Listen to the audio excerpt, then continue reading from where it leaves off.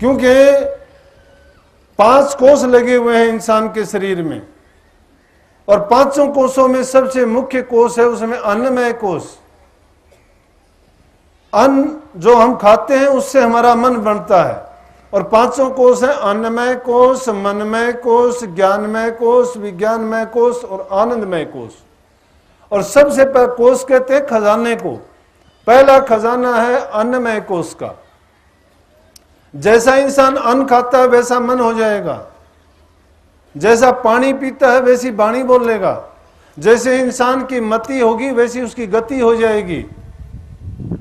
तुम ये आजमा के देखो, अगर जिस किसी का हाथ का खाना खाते हो उसके विचार अगर अच्छे नहीं है, तुम्हारे विचार वैसे हो जाएंगे।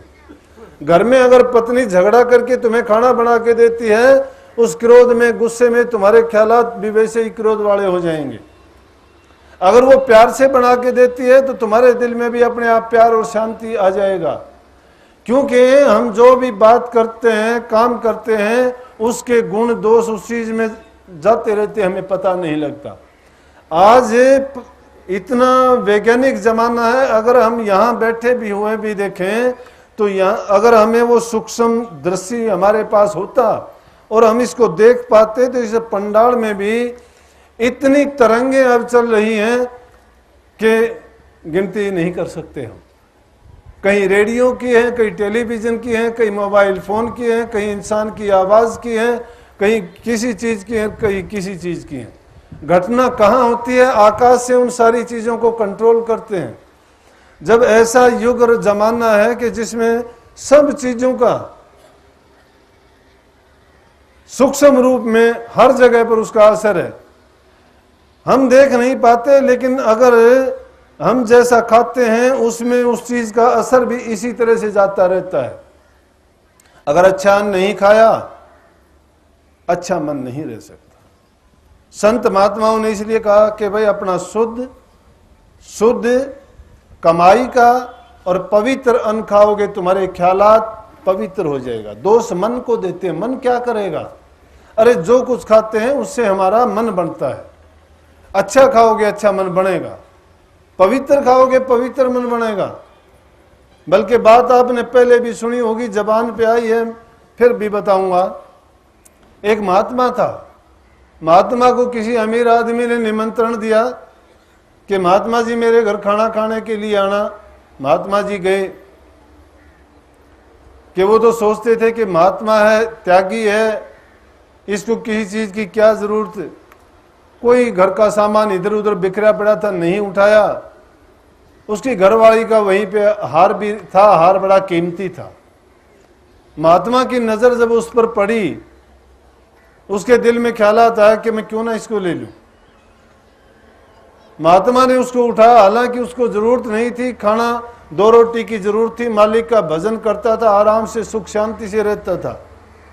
लेकिन उस दिन खाना क्या खाया, उसका खाना खाते ही वो किसी काम से अंदर गए, उसने हार को चुपके से उठा के अपने जेब में डाल लिया, जाके अपने स्थान पर चला गया। वहां से शाम हुई, शाम का खाना खुना खा के उसको विचार कहाँ रुकने देते थे, क्योंकि उसके मन में तो कुछ और ही चीज हो रही थी।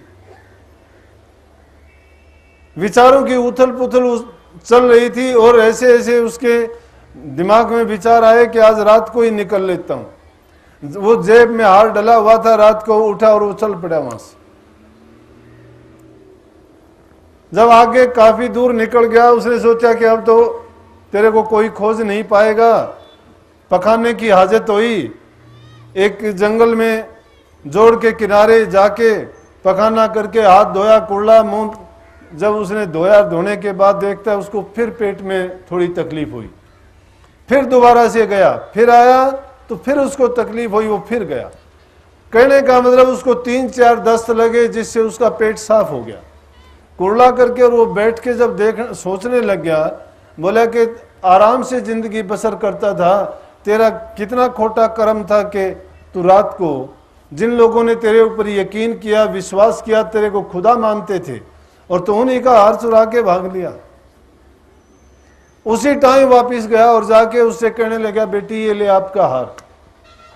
बोले महात्मा जी ये कैसे, हम तो सोच भी नहीं सकते थे, यहाँ तो हमने सोचा कि कोई चोर चुरा के ले गया, आपके बारे में तो हमने सोचा ही नहीं था।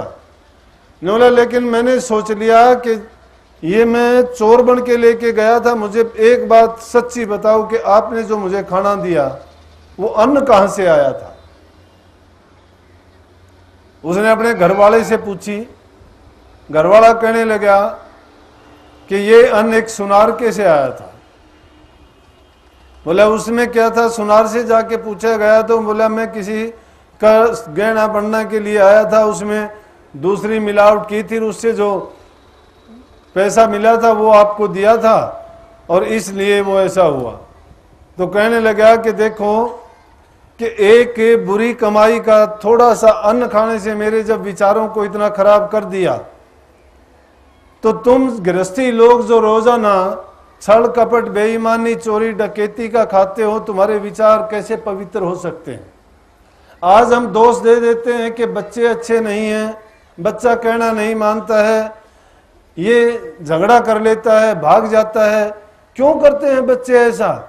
बच्चे ऐसा इसलिए करते हैं कि हमने उनको वो अच्छा है उनका ख्यालात नहीं रखा, ना उनको अच्छा अन्न दिया, ना उनको अच्छे विचार दिए, ना उनको अच्छे संस्कार दिए।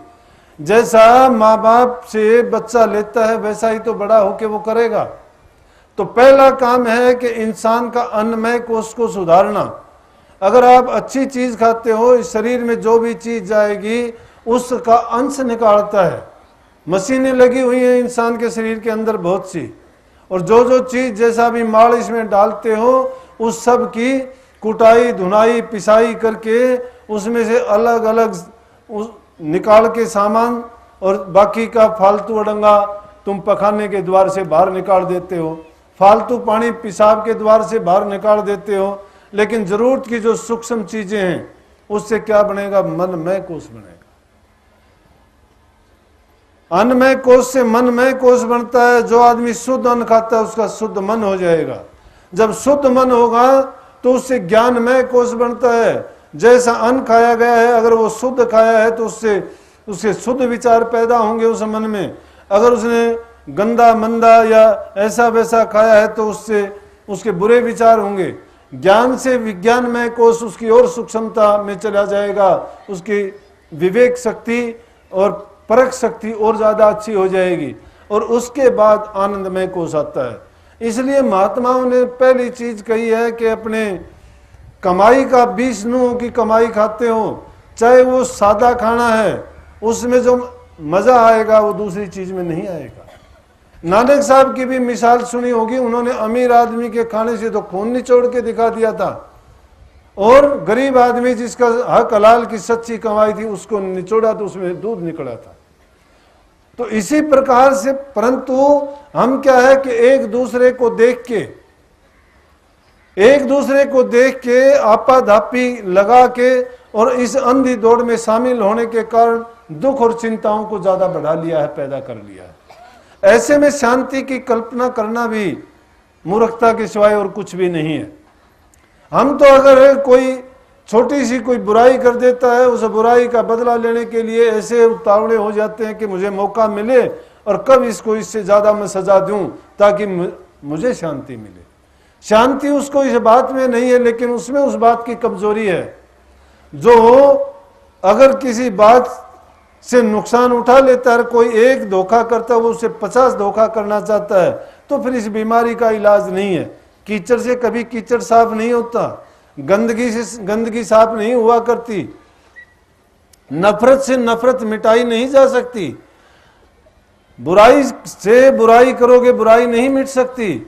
बुराई को मिटाने के लिए भलाई करनी पड़ेगी, गंदगी को मिटाने के लिए सफाई करनी पड़ेगी, झूठ को मिटाने के लिए सत्य को अपनाना पड़ेगा, और किसी चीज को पाने के लिए उसका त्यागन करना पड़ेगा। हम आशाओं में जीते हैं, सुख की कल्पना करते हैं, सुख चाहते हैं, लेकिन जब सुख की चाह ले ली तो हम दुख के बारे में कभी नहीं सोचते कि दुख भी आएगा। लेकिन सुख चाहते ही यूं समझो कि हमने दुख को भी खरीद लिया है। सुख सदा ठहरने वाला नहीं है, कभी उसका अंत होगा तो उसका दूसरा रूप दुख का ही होगा। हमेशा लाभ की बात सोचते हो, कभी हानि उठानी पड़ती है, उस हानि को भी सोचा करो। लेकिन ये है संसार की चीजें, आम व्यवहार की चीजें।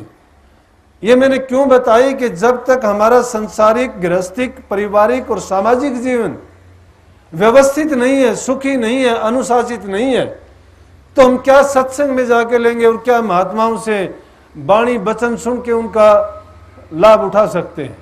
अगर जो घर में इस प्रकार का संयम सीख जाता है, 3 प्रकार का संयम है, समय का संयम, ताकत का संयम,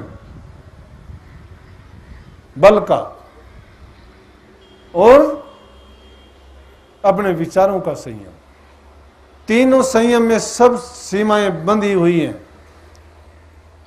अगर संयम तुमने एक बार सीख लिया तो हर चीज को आराम से कर सकते हो, क्योंकि संयम का मतलब है कि अपनी मन और इंद्रियों पर काबू कर लेना।